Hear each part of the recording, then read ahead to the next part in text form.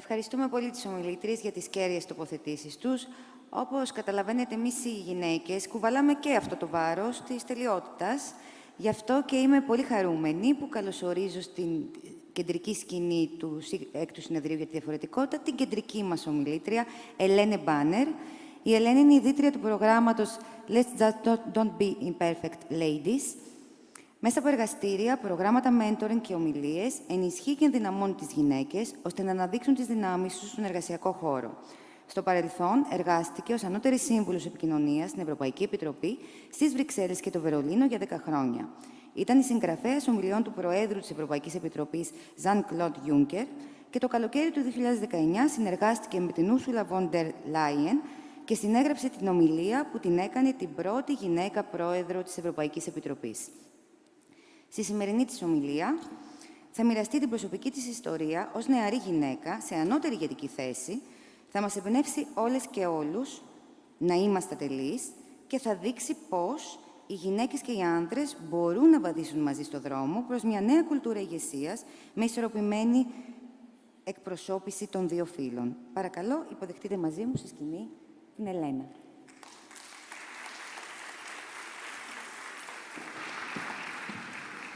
Thank you so much, Katerina.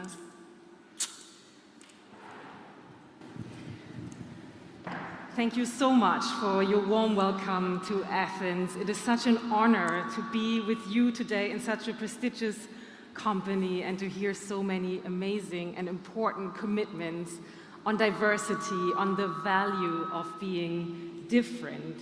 I'm coming in from Berlin as your keynote speaker today, and I will take you on a journey over the next 20 minutes. Let me take you with you to share with you how it was to be a young woman in a senior leadership position. And I know I'm speaking to so many women in management posts, how much my story, maybe also many of your stories.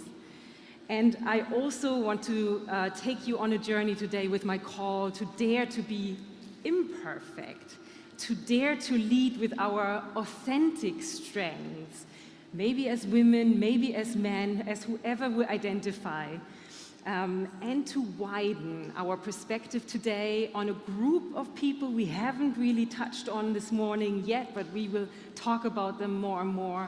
It is a key target audience that we need to address and that are the key, in my opinion, to diversity and inclusion, and those are also men. And I'm so grateful to see so many men here today as well. I really believe that they are the key to change because they are still in the majority of so many leadership and influential positions today. They hold the key to change.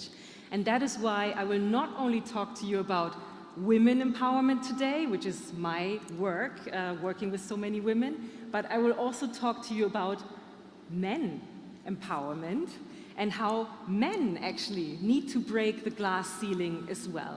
So come with me on my journey.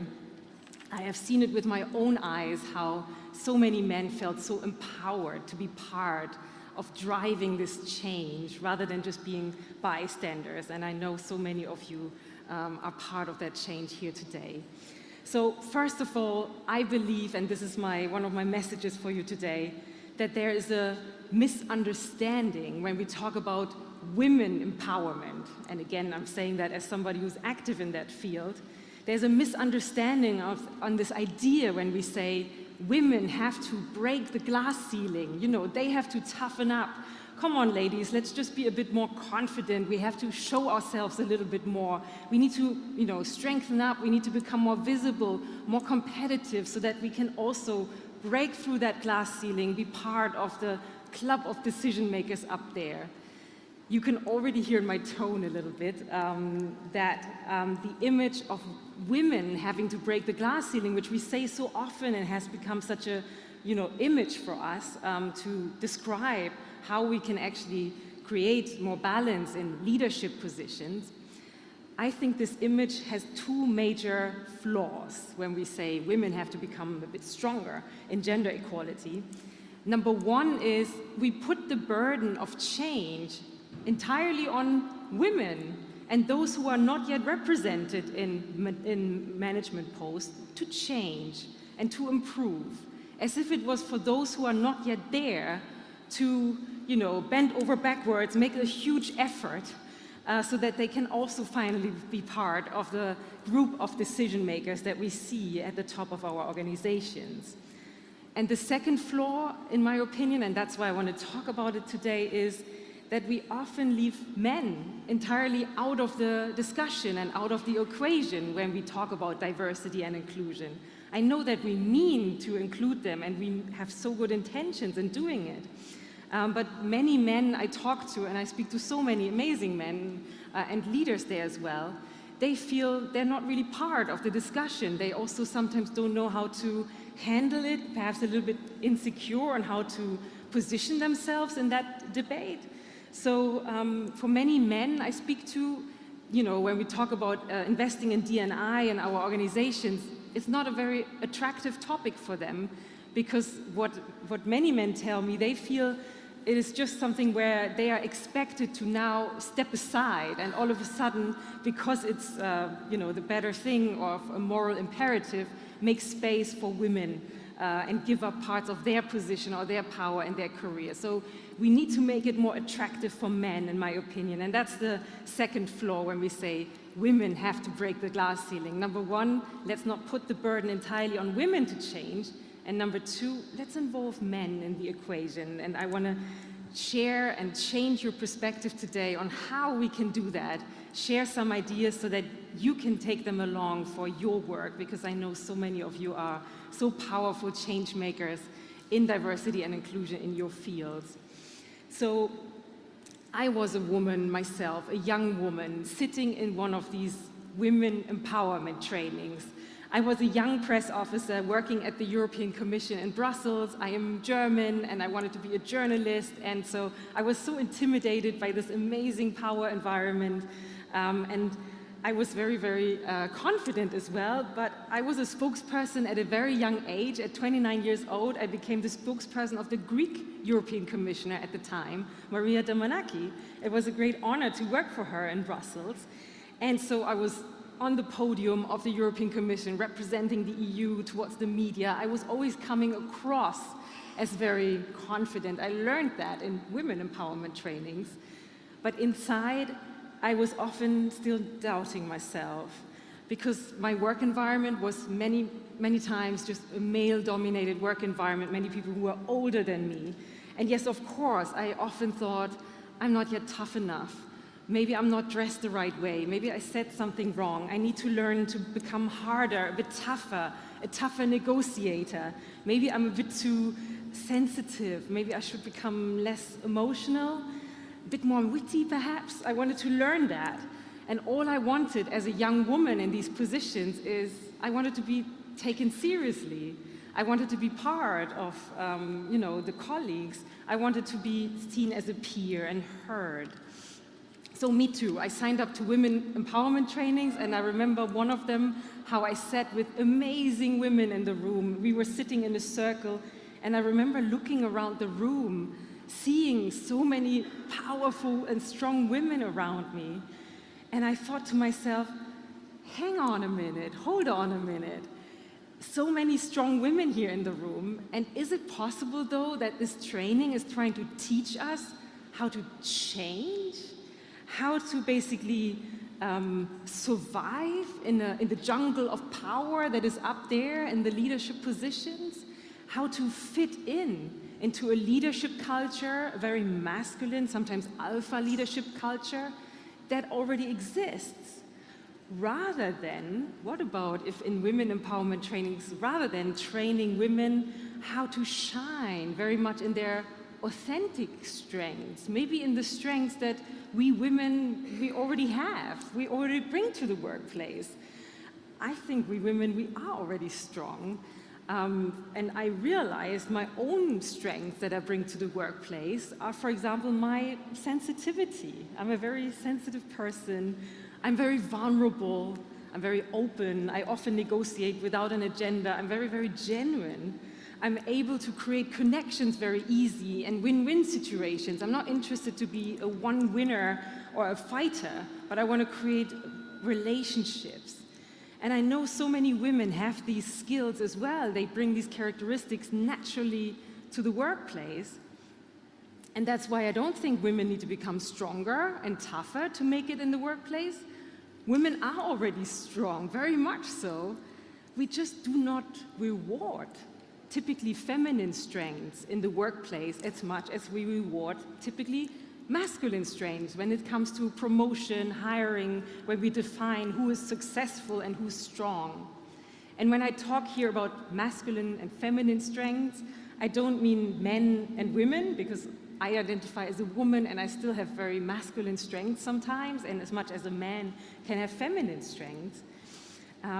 What I mean is that those strengths that typically women bring to the workplace, and many women do, their empathy, their emotional intelligence, their sense to have very fine antennas to what their counterpart may need. Women are very good observers often, sensing and feeling a room, which is amazing in any negotiation situation, for example. These are hardcore leadership skills. Women often are very, very good at building alliances, seeing power more in a horizontal way rather than in a vertical way where there's only one top leader or one winner. Women are very good at creating win-win situations very often. All of these skills, in my opinion, are really, really important leadership skills that we need at the top of every organization, of every country, of every NGO in order to change the world, in order to create more balance. However, we often still call these typically feminine leadership skills soft skills. You may know that term, right? In business trainings, we often call them soft skills, and we all know how important soft skills are to make it in our career. But very often, I have a communication background. I think the term soft skills suggests, yeah, really nice to have, right? But if you really want to make it in your career, you better be a tough cookie and toughen up a little bit. You know, you need those hardcore, more, and I call them, and I'm interested to seeing how you feel about that, more masculine strengths. Those are rewarded in our careers normally, in the careers that I knew. And this does competitiveness, having a rational approach to power, you know, being also a fighter sometimes. These risk-taking, these are very, very powerful skills that, you know, I try to acquire too. However, you know, we need more balance in what we reward and what we define as successful and powerful in our leadership roles. So I'm talking here about changing work culture rather than only seeing who's in the leadership position. We also need to look at the underlying, informal, maybe unwritten rules of success in our organizations to really create inclusion and to really create the fundamentals for change. So, and at the same time, I don't blame anyone or I don't blame the situation that we're in today. Let's look at how far we have come in such short amount of time. I worked at the European Commission, and there were always in the corridors those black and white pictures of the decision makers' tables from 50 years ago, 70 years ago, and I know that we are here in a very, very historic building as well, where Greece actually has signed the treaty to join the European Union in 1986. What a historic building here. And I can only imagine that at that time, still in the 80s, most of the signatories, those who signed the treaties, who were at the negotiation table, were men, right? When we see the black and white photos of our organizations, those who have taken decisions for such a long time were men. Actually, if we really think about it, many of the power structures in our societies, our parties, our organizational structures, hierarchies, societal norms of who decides, have been created by men in the last decades, centuries, zillion years, and it's only been in the last 1 or 2 generations that women have joined the decision-making table, that we see more and more women around the table. So it's very, very recent. And at the time when there were only men deciding and men in the room, there were women in the room, but those women were the ones serving the coffee, or cleaning up afterwards, or writing the protocol, right? Those were mostly the secretaries, the assistants, women in supportive roles, and they were also accepted as such in the room. Today, we women, we are the chairwomen on those tables. We are the presidents. We are the CEOs on that table, and rightly so. We need to come much, much further, not only for women, of course, but for anyone else who doesn't identify as a man. We need so many more diversity, neurodiversity, mental health diversity, religious, sexual, queer diversity, and colors in our leadership tables. So today we have those rights on paper, and many women, for example, are rightfully in that place. And I was too when I was a manager at the European Commission. I had my spot at the table. However, when I would enter a meeting room, even if I had a certain role and I had a responsibility to also take up that role, when I entered the room, and I know that many women know that feeling, when you enter a room full of men and they mean so well, it still feels a little bit different. At least I felt always still a little bit different. You know, sometimes there are still stares. I know that some men looked at my body, or I could feel that their tone was changing when they addressed me rather than their male colleagues. I often felt that I was treated a little bit differently. There are those subtle looks. Many women report how they're being interrupted or not really being heard, or they have to repeat what they had to say in order to really feel heard. So those are those weird moments of subtle communication. They're often invisible to many people in the room. I call those the invisible barriers of power that we need to address in work culture, in inclusion and diversity. And as a young woman myself in that situation, I often thought it was me. And I know so many women are projecting that to themselves. They think they are not yet good enough or not yet tough enough, that they should have prepared better. I often thought, am I wearing the right thing? Maybe I said something wrong. I should have prepared much, much better. I often projected it to me and thought, I'm the odd one out. I still need to change. And I even dressed up more and more like a man or like a grandma, if I really see those pictures. I had very conservative blazers on, very conservative skirts. I was a young woman in these positions, and basically, in order to be taken seriously, I tried to hide that I was young, and I tried to hide that I was a woman. And today, when I look back, this is now 10 or 15 years ago, I have compassion for my younger self, and I think whenever we play a role in the workplace, we should have compassion with ourselves. I don't blame myself for that. All I wanted was to be protected, to be taken seriously, to be hopefully heard and seen, rather than just being the woman in the room.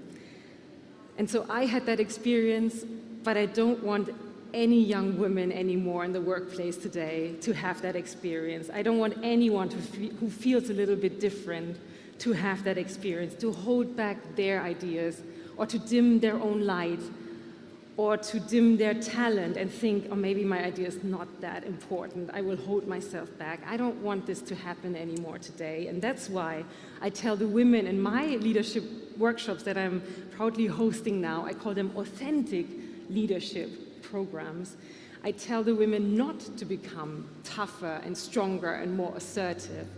I tell them to dare to be imperfect, to dare to lead imperfectly. My motto is, let's just be imperfect, ladies. What happened if we were all coming to the workplace not trying to be perfect for others and pleasing for others, but in our own style? That may be your style, with your voice, your accent, your hairdo, your messy makeup, your pointy red shoes, your outfit, something that makes you unique and you different. And even if we are sometimes the first one, who has, their belly out or has menstruation cramps or menopause sweat, sometimes we are the only ones in the room. But I often say to women in those trainings, sometimes we are the ones who have to roll out our own red carpet in front of us. We are walking into these rooms sometimes as the only one looking like this. And as we walk, we have to, as if the red carpet is here, I have to do it myself, thinking and being sure that I may be the first one today to look like this, to speak like this, but I can be sure, and let's all be sure, if you can do that too, that there will be at least one person in the room that you will make feel, oh my God, I'm not alone. She or he is like me, he speaks like me, or looks like me, or represents the background that I have. So when we dare to be the first one to roll out our red carpet, just to be ourselves, we can be sure that the red carpet behind us will be laid for those who come after us and who will finally feel seen as well. I'm standing on such a red carpet today as well, because there were so many amazing people and women before me who spoke out and who gave me the confidence to say my truth to you today and to speak so authentically to you today, so vulnerably. So, and you can be sure, every one of us, we often look for role models, but we all are, you all are, in your unique strengths and what makes you unique, your style, your way. We often have no idea how much when we show ourselves the way we are, even if we're introvert, if we're sensitive, if we feel we're the different one, we may inspire somebody. So let's roll out our own red carpet, ladies and gentlemen, with our unique traits and characteristics. And let's remember, especially women don't need strengthening anymore. I think we need to recognize how strong women and anyone who is different already are. What we need to do is to reward those strengths differently. We need to start seeing it, and we need to train managers to detect how somebody who may be a bit more silent or a bit more different, what their strengths are, how much they bring to the workplace. So we need to shift and change work culture and not fix women, for example. And that also means we need to stop asking women to break the glass ceiling, because it would mean that the burden is entirely on them to change and to become stronger. I believe, here's a change of perspective, the glass ceiling in reality can only be opened up from above, by those leaders who are already there, by those leaders who work above the glass ceiling. They have the power to change the work culture up there, to make it more open, more accessible, more welcoming, more attractive for diverse leadership styles. And who is often above the glass ceiling up there on the leadership level? It's still mostly men. And they hold the power and the key, as I said, still the economic power, the political power, sometimes the financial power to change something. So often, I know this myself so much from conferences like this, we're a little bit amongst ourselves thinking, what do we have to change in order to, make the change up there? Let's open the glass ceiling from the other side and take men on board. We often say, and I say that as well, men need to support our cause more, but I seriously believe that we also need to support men in that. And I mean that with a lot of seriousness and compassion also for men. We cannot just expect from men to all of a sudden step aside and say, oh yeah, I'm absolutely fine with giving up parts of my power and with what has been there before and with my career chances, because it's better for moral grounds. I'm cynical a little bit right now, because I speak to many men who don't see what is in there for them. And we need to take them on board so that they are actually becoming also the drivers of this change, not only the bystanders or perhaps even the passive ones who hope that they will not be affected or who don't really know how to talk about diversity and inclusion because they constantly feel it's against them. And this, I often speak to so many men who are like this when I say I work on women empowerment and diversity in England. They're like, yep, I don't know how to react. And I understand.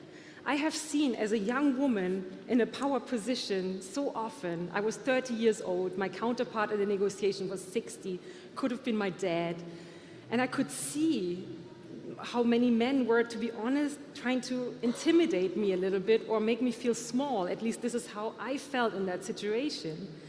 Sometimes because they didn't have the tools, maybe not the experience to address somebody who's much younger, who has a different sex and who's not their secretary, with respect or as a peer.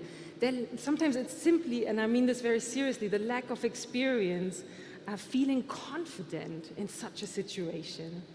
And so this is why I want to conclude with that call that we need to think about men empowerment as well in a very serious and genuine way, to support men on how to remain confident and powerful leaders as the color of the boardroom changes, as the color of the skin, the clothing, the style, the shoes, the sexual orientation, the ethnic background.